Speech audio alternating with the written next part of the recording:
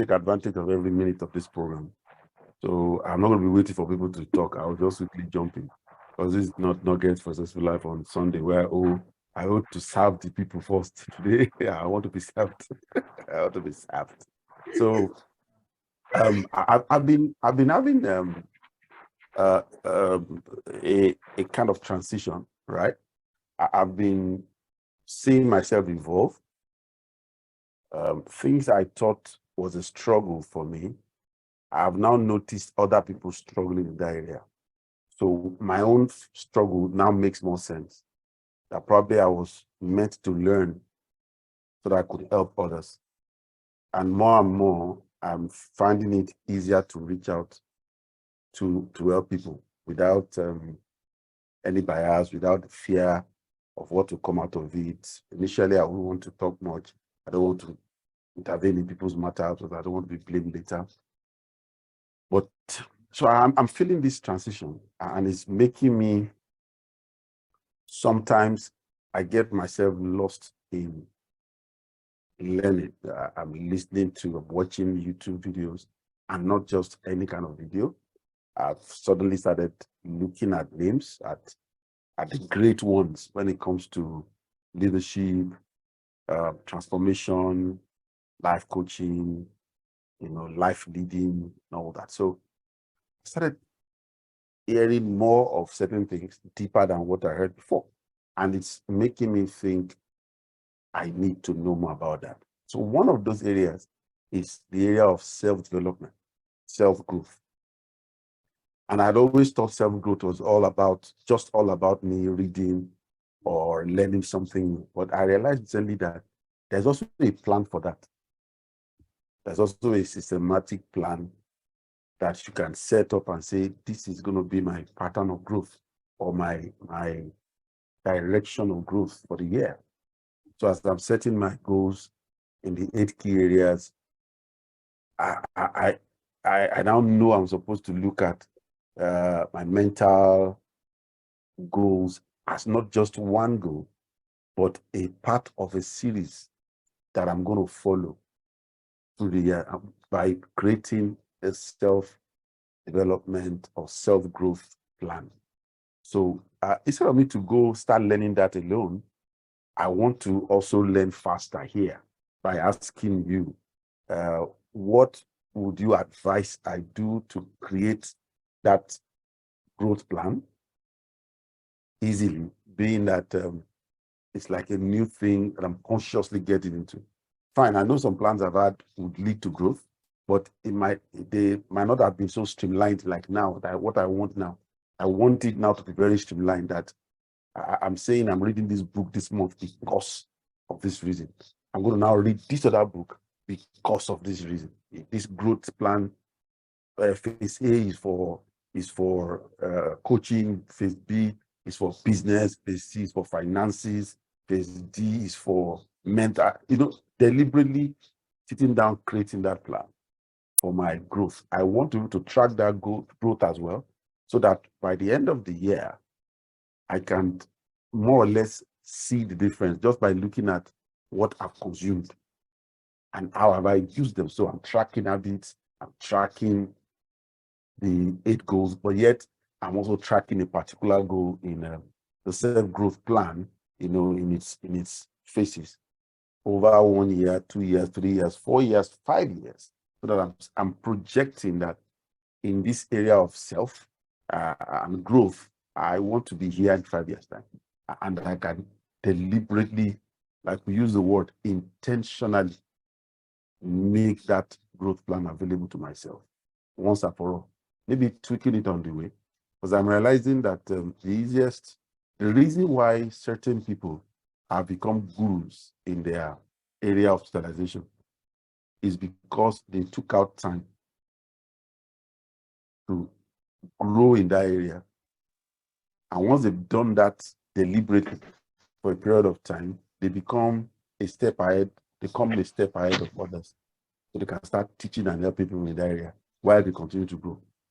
So if a John Maxwell says he was not the best in a class of 17 training as a coach, he was the least creative in a meeting of 17.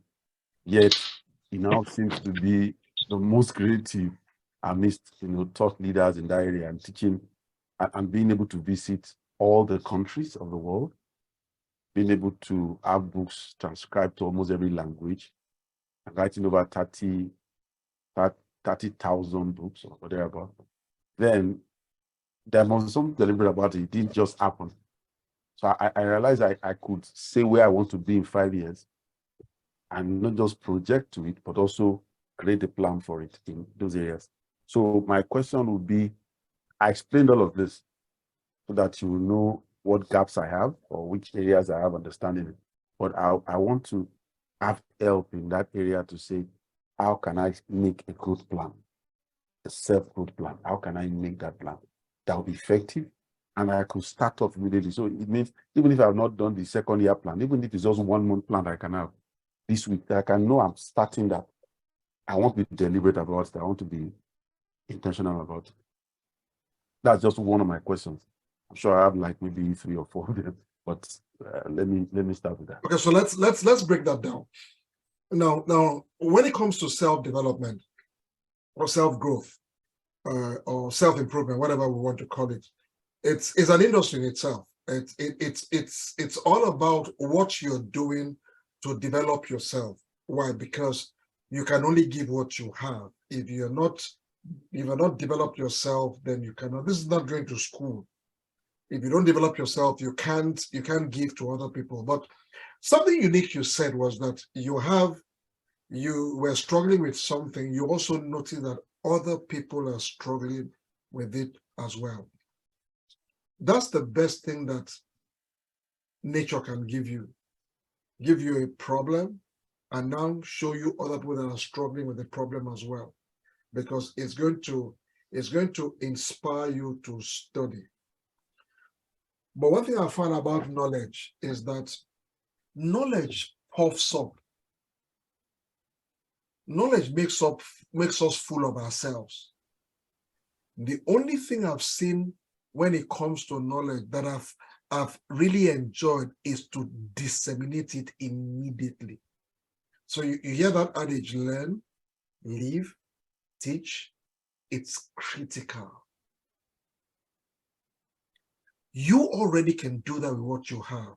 Now, you mentioned the 8 areas of your life, which your personal development should cover those 8 areas. Now, where you want to go to in terms of your reach, of your podium, of your platform, all those things will come in play because you have to be sound in those areas. One thing that makes you good at whatever you do is to do it and to do it and to do it and to do it and to do it until practice makes permanent. Practice doesn't make perfect. It makes permanent. It becomes second nature. So let me start with myself. I used to be a trainer. I used to love to take people from where they are to where they should be, where they would want to be. And I did that through training. So I invested heavily in training materials. I had training content. I remember that when we started out, Dia and I invested over 4,000. I remember it took us like 3-4 months to pay over $5,000 into training content just to have something that we can train. So we now take it with customers because I wanted to train people. Along that line, I now realized that, is it really training that I want to train? I want people to remember me for. That guy was a trainer. Or do I want to remember as a man who walked the journey with men, with women, with people? So I tell people, I want to be a part of your success story. In order to do that, I need to create a platform. I need to do what I'm doing. That's how we've come to where we are now. That I can go into my sellers and pull out and say, I'm going to have this program and have it alone and not have to break my head to what will I do? I began to learn. Same thing you're doing. I picked one, max two people in a particular area. When it comes to leadership, it was always Dr. John Maxwell, nobody else. When it came to life, it was two people, Jim Rohn and my dad, Zig Ziglar. I had all their materials, even till now. I said, I had an iPod. Then it was iPod, that one that you will be rolling with your hand. The materials on that iPod was valued $55,000 US. When I started work at the financial company I was working in when we first came here, I was commuting to work and back 5 hours. And I'm not trying, I'm not traveling to Abeokuta or to fly to Abuja. I was commuting. I would enter a bus from Mississauga to Islington. From Islington, I'll take a train to somewhere in downtown. From there, I'll take a bus. And if you miss any of that, you have to wait another 30 minutes for the next bus or train to come, especially in the rush hour. So I realized that it took me 2.5 hours to get to work, 2.5 hours to come back. So I turned that trip, that 5 hours, to what I call my university on wheels. So every week I would pick for myself what I'm going to study that week. I want to study about speaking. I want to study about listening, because listening is an art. Some of us know how to listen. Some of us are waiting to shoot. It's an art, and I understand that communication is not just telling people telling people what to do. Communication is moving people in the direction of your conversation in such a way that you are not touching them. You're moving people to make decisions without touching them. So I could pick and say, I want to talk about communication. And that's why I was so good at what I was doing. I would take time and learn. And I looked at what I needed to solve in terms of what problem was in front of me at that time. I had a job. I had to talk to customers. And, normally there's here's an accent kind of thing was there already, and had to speak with people who had difficulties with my accent. So I learned how to slow down, bite my words. So guess what I did? I enrolled with Toastmasters. In no time in Toastmaster, I became the best communicator. I even became the leader. When I left that bank, I was the leader. I was the president of Toastmasters. I had their materials in my house. Like I think we threw them when we were moving here or something. But I invested. I was speaking. I was writing speeches. I was asking myself, what will I do? How do I hold people's attention in the first 5 to 7 seconds that they hear me open my mouth? There was a time I had a speech. The people that came before me they already dropped what you call the bomb. I just came, I stood out. I put my 2 hands in front of me, and I looked from left to right with a broad smile. I just smiled, looked outward, and then smiled and looked back this way. And I asked, I'm sure you're wondering why I'm smiling. And everybody was like, yeah, why are you smiling? You should be talking. And so how do you do that? I got materials that will help me answer that question. I didn't go and enroll in some company. I attended Steve Covey's whole 7 Habits of Highly Effective People workshop. Was it 3 weeks or 4 weeks? I attended that completely the program, got my certification and all that stuff. I was learning, but I was learning something that I could apply immediately. That's the key. Once you learn and go and keep in the coffers, you will end up not using them. Learn. So look at your environment. What are my questions now? I'm running a business. I don't know how to market. Learn about that. I'm running a business, and I need to have other people collaborate with me. Learn how do I get collaborators? How do I get people to buy into my vision and all that? Do that. But that's what you want to do. So learn. Be strategic in your learning, because there's so many information. And you know that knowledge is not power. It is the right application of knowledge that is power. So it's not knowledge. So you don't want knowledge. You want what you can rightly use. That's why I tell you that sometimes I have a particular challenge. So I grab a book that I see that would address that. I read that book, chapter 1, chapter 2, and then I'm halfway into chapter 3. And it just jumps at me, bam, I just get an answer. Guess what? The book is done. The mission of the book has been done. Finish. I move on. So that's what you want to do. Get specific answers or specific information on what it is that you want to address at every point in time. And then, so let's say you get information about, let me use a human body, for instance. Let's say today you're having eye challenge, you get information, so you learn about the eye, you understand the eye. And tomorrow you have a right arm challenge, you learn about that. After 10 learning, you have learned about 10 different parts of the body. So what is it that you're doing? What is it that you want to do? That's what you want to learn about. But don't learn until you learn everything. It will overwhelm you. It will kind of hold you down. The small that you have learned, develop it, share it. Because as you share, you will find out other areas to learn as well. I hope I've been able to at least kind of give it, because I know a lot of people would also be in that same boat as well, where I'm looking to do something and I'm trying to get so much information. Go just type one question in Google and it will give you 300 and something thousand answers. How do you sift through that? Or you're going to look at the first 5. The first 5 is out of algorithm now, because they're using words that Google will rank as 1 to 5. Doesn't mean that they are the best of the best per se. It doesn't mean that's how Google is ranking them. So do that. Don't just get information.